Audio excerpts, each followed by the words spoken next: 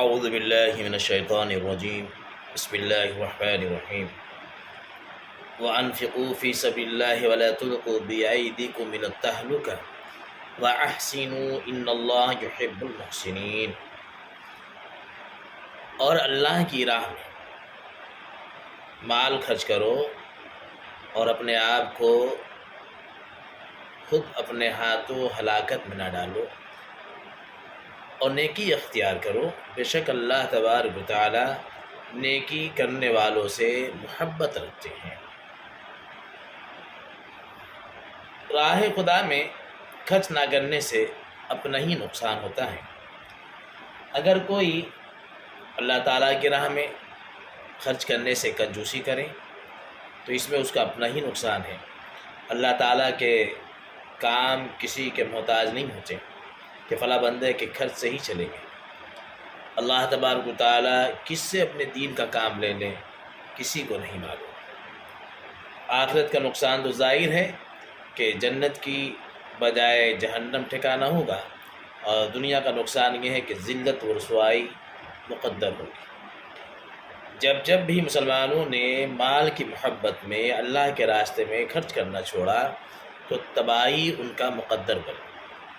جب اللہ تبارک و تعالیٰ کی راہ میں خرچ نہیں کریں گے اور دشمن کے مقابلے میں ساز و سامان سے اپنے آپ کو تیار نہیں کریں گے تو ظاہر ہے کہ اپنی ہلاکت و بربادی کا سامان خود ہی فراہم کر رہے ہیں۔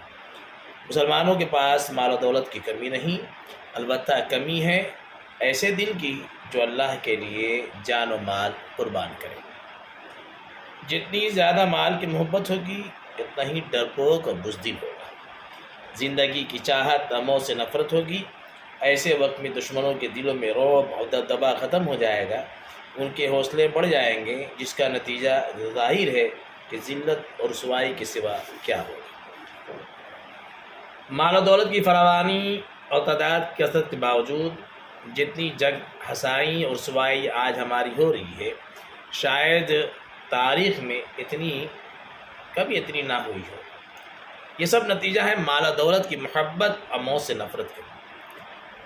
حدیث پاک میں آتا ہے کہ لوگوں کے نزدیک تم اتنے بے وقت ہو جاؤ گے کہ وہ تمہارے خلاف گٹھ جوڑ کریں گے۔ صحابہ نے سمجھا کہ شاید ہم تعداد میں کم ہوں گے، اس لیے دوسروں کی ہمارے خلاف اتنی ضرورت بڑھ جائے گی۔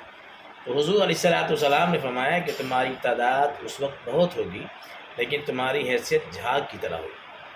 آگے اللہ کے نبی سرور کائنات صلی اللہ علیہ وسلم نے اس کی وجہ بھی بتلائی کہ حب الدنیا و کراہیت الموت، یعنی دنیا کی محبت اور موت سے نفرت اس کا سبب ہوگا۔ آج اربوں مسلمان ہیں لیکن ذلیل و خوار ہیں، ڈرے و سہمے ہیں۔ مال کی محبت نے راہ خدا میں جان و مال کو قربان کرنے سے روک دیا، جس کی وجہ سے ہلاکت ہماری مقدر بن گئی۔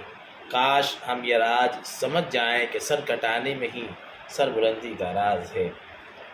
اللہ کے رسول نے ارشاد فرمایا کہ جب کوئی مسلمان کسی دوسرے مسلمان کی عیادت کو جاتا ہے اور 7 مرتبہ کہتا ہے اسأل اللہ العظیم رب العرش العظیم ان یشفیک، اگر موت ہی نہ آ گئی ہو تو اللہ تعالیٰ اس کو شفا عطا فرماتے ہیں۔